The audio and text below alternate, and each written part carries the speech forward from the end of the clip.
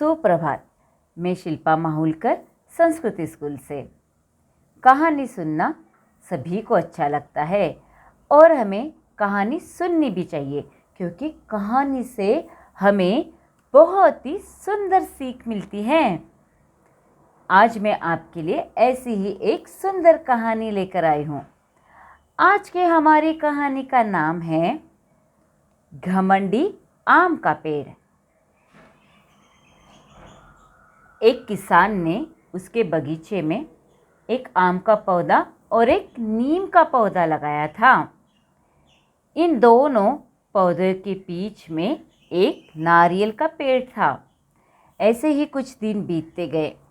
नीम का पौधा और आम का पौधा अब बड़े हो चुके थे, वो पेड़ बन चुके थे।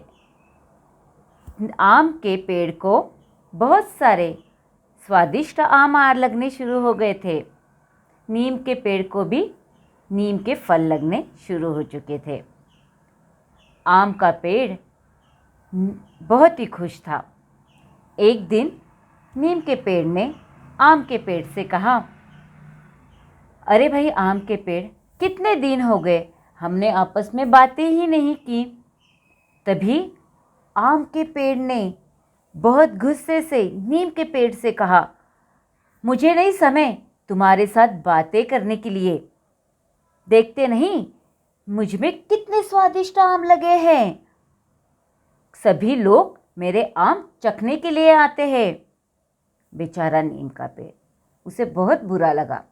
ऐसे ही रोज उनमें झगड़ा होता था। एक दिन नीम के पेड़ ने आम के पेड़ से कहा, क्या तुम्हें पता है मुझ में कितने औषधि गुण हैं? आम का पेड़ बहुत जोर से चिल्लाया, ये जो नारियल का पेड़ बीच में खड़ा था, इतने दिनों से इसने अपने कान बंद करके रखे थे।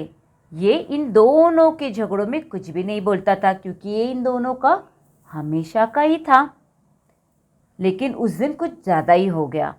तभी नारियल का पेड़ जो इन दोनों के बीच में था, उसने कहा, अरे चुप बैठो, कितना झगड़ते हो तुम। अरे भाई आम के पेड़, नीम का पेड़ सही कह रहा है। तुम्हें पता है नीम में कितने औषधि गुणधर्म हैं?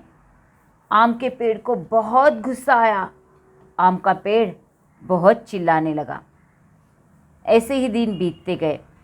एक दिन किसान ने देखा कि आम के पेड़ को कीड़ लगने लगी थी। कीड़े आ गए थे। जो कीड़े आम के पेड़ को खा रहे थे, उसके पत्ते खा रहे थे, उसके फल खा रहे थे। बेचारा आम का पेड़ बहुत ही खराब होने लगा था। अब वो बहुत ही कमज़ोर हो रहा था। तभी किसान ने बहुत सोचा। बहुत सोचने के बाद किसान ने आम के पत्ते और नीम के फल को पीसा। उनको पीसकर उसमें से रस बनाया और वो रस किसान ने आम के पेड़ के इर्द गिर्द डाल दिया, आजू बाजू में डाल दिया। ऐसे ही दिन बीतते गए और धीरे धीरे आम का पेड़ पहले जैसा ही स्वस्थ बन गया, सुंदर बन गया और उसे ढेर सारे स्वादिष्ट आम लगने लगे। आम का पेड़ बहुत ही शर्मिंदा था। आम के पेड़ ने नीम के पेड़ से माफ़ी मांगी और नीम के पेड़ ने आम के पेड़ को माफ़ कर दिया। बच्चों, इस कहानी से हमें ये सीख मिलती है कि घमंड करना बुरी बात है।